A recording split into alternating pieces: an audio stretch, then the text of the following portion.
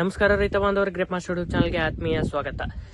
ಇವಾಗ ಎಲ್ಲರೂ ಆಲ್ಮೋಸ್ಟ್ ಕಡ್ಡಿ ರೆಡಿ ಆಗ್ಯಾವ. ಈ ಹಂತದೊಳಗ ಕಡ್ಡಿ ಮೆಚುರಿಟಿ ಆಗಕ್ಕೆ ಲೇಟ್ ಆಗತೈತಿ. ಕಡ್ಡಿ ಮೆಚುರಿಟಿ ಯಾವ ಕಾರಣದಿಂದ ಆಗತ್ತಿಲ್ಲ ಮತ್ತೆ ಇದರ ಉಪಯೋಜನೆ ನಿಯೋಜನೆ ಯಾವ ರೀತಿ ಮಾಡ್ಬೇಕು ಅನ್ನೋದ್ರ ಬಗ್ಗೆ ನಾವು ಈ ವಿಡಿಯೋದಾಗ ತಿಳಿದುಕೊಳ್ಳೋಣ. ಕಡ್ಡಿ ಮೆಚುರಿಟಿ ಆಗದೆ ಇರಲು ಕಾರಣಗಳು ಏನೇನಪ್ಪಾ ಅಂತಂದ್ರೆ ಬಿಸಿಲಿನ ವಾತಾವರಣ ಇರದೇ ಇರುವ ಕಾರಣದಿಂದ, ಅಂದ್ರೆ ಕಡ್ಡಿಗೆ ಜಾಸ್ತಿಯಾಗಿ ಸೂರ್ಯಪ್ರಕಾಶ ಸಿಗದೇ ಇರುವ ಕಾರಣದಿಂದ ಕೂಡ ಕಡ್ಡಿ ಮೆಚುರಿಟಿ ಆಗ್ಲಕ್ಕ ತೊಂದರೆ ಆಗ್ತೈತಿ.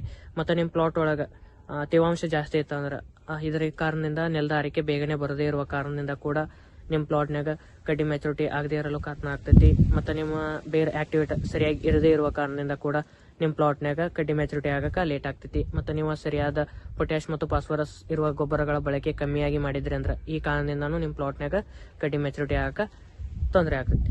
ಇವಾಗ ಕಡ್ಡಿ ಮೆಚುರಿಟಿ ಆಗಕ ನಾವು ಯಾವ್ಯಾವ ರೀತಿ ಸಿಂಪರಣೆ ಮತ್ತು ಉಪಯೋಜನೆಗಳು ಮಾಡ್ಕೋಬೇಕಪ್ಪ ಅಂತಂದ್ರ, ನೀವು ಸಿಂಪರಣೆ ಮುಖಾಂತರ ಮತ್ತು ಉಪಯೋಜನೆ, ಈಗ ನೀವು ನಿಮ್ ಪ್ಲಾಟ್ನಾಗ ಜಾಸ್ತಿಯಾಗಿ ಕಡ್ಡಿ ಅಥವಾ ಗರ್ದಿ ಜಾಸ್ತಿ ಆಗಿತ್ತಂದ್ರ ನೀವು ಆ ರೀತಿಯ ಕಡ್ಡಿಗಳನ್ನ ತೆಗೆದುಕೊಂಡು ಯಾವುದೇ ಚಿಗತೆ ಇರುವ ಕಡ್ಡಿಗಳು ಇರ್ತಾವಲ್ಲ ನಿಮ್ ಪ್ಲಾಟ್ನಾಗ ಅದನ್ನ ಕಮ್ಮಿ ಮಾಡ್ಕೋರಿ. ಮತ್ತು ಆದಷ್ಟು ಗರ್ದಿ ಕಡಿಮೆ ಮಾಡ್ರಿ, ಅಂದ್ರೆ ಭಾಳ ಪ್ಯಾಕ್ ಆಗಿತ್ತಂದ್ರ. ಇದಾದ ನಂತರ ನೀವು ಡ್ರಿಪ್ ಮುಖಾಂತರ ಏನ್ ಮಾಡ್ರಿ, phosphoric acid 2 kg plus SOP 10 kg drip ಮೂಲಕ ನೀಡ್ರಿ. ಇದರಿಂದ ನಿಮ್ಗೆ ಕಡ್ಡಿ ಮೆಚುರಿಟಿ ಆಗಕ್ಕೆ ಅನುಕೂಲ ಆಗ್ತೈತಿ. ಮತ್ತೆ ನೀವು ಡ್ರಿಪ್ ಮುಖಾಂತರ ಏನ್ ಮಾಡ್ರಿ, ರೆಮಿಡಿ ಅಥವಾ ಮಿಂಗಲ್ ಎಕರೆಗೆ 2 kg ನೀವು ಎಕರೆಗೆ ನೀಡ್ಕೋಬಹುದು. ಇದಾದ ನಂತರ ನೀವೇನ್ ಮಾಡ್ರಿ, ಸಿಂಪರಣೆ ಮುಖಾಂತರ ನೀರು 200 litre, sulphur 200 gram plus SOP 200 gram ಈ ರೀತಿ ಸಿಂಪರಣೆ ಮಾಡ್ಕೋರಿ. SOP ಜಾಸ್ತಿ ಕೂಡ ಸಿಂಪರಣೆ ಮಾಡ್ಕೋಬಹುದು. 5 ಗ್ರಾಮ್ ತನ ನೀವು 200 ಲೀಟರ್ ನೀರಿಗೆ 1 kg SOP ಕೂಡ ಹಾಕೊಂಡು ಸಿಂಪರಣೆ ಮಾಡ್ಕೋಬಹುದು.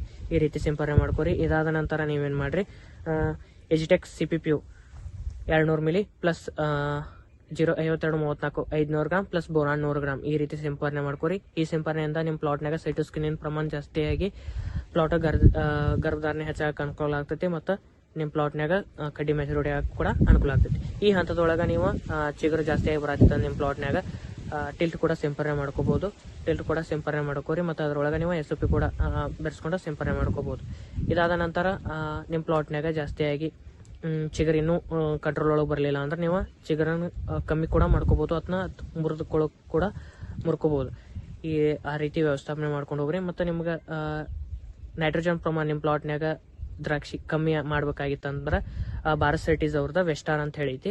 200 ಲೀಟರ್ ನೀರಿಗೆ 30 ಮಿಲಿ ಪ್ಲಸ್ SOP ಕೂಡ ಇದ್ರೊಳಗೆ ಹಾಕೋಬಹುದು, ಅಥವಾ ಪೊಟ್ಯಾಷಿಯಂ ಸೊನೈಟ್ ಕೂಡ ನೀವು ಹಾಕೊಂಡ ಸಿಂಪರಣೆ ಮಾಡ್ಕೋಬಹುದು. ಪೊಟ್ಯಾಷಿಯಂ ಸೊನೈಟ್ 200 ಲೀಟರ್ ನೀರಿಗೆ 600 ಗ್ರಾಮ್ ಪ್ಲಸ್ ವೆಸ್ಟಾರ್ 30 ಮಿಲಿ ಈ ರೀತಿ ಸಿಂಪರಣೆ ಮಾಡ್ಕೋರಿ. ಈ ಸಿಂಪರಣೆಯಿಂದ ನಿಮ್ಗೆ ನಿಮ್ ಪ್ಲಾಟ್ನಾಗ ನೈಟ್ರೋಜನ್ ಪ್ರಮಾಣ ಕಮ್ಮಿಯಾಗಿ ಕಡ್ಡಿ ಮೆಚುರಿಟಿ ಆಗಕ್ಕೆ ಅನುಕೂಲ ಆಗ್ತೈತಿ. ಮತ್ತು ಚಿಗುರಿನ ಬೆಳವಣಿಗೆ ಕಮ್ಮಿ ಆಗಕ್ಕೆ ಅನುಕೂಲ ಆಗ್ತೈತಿ.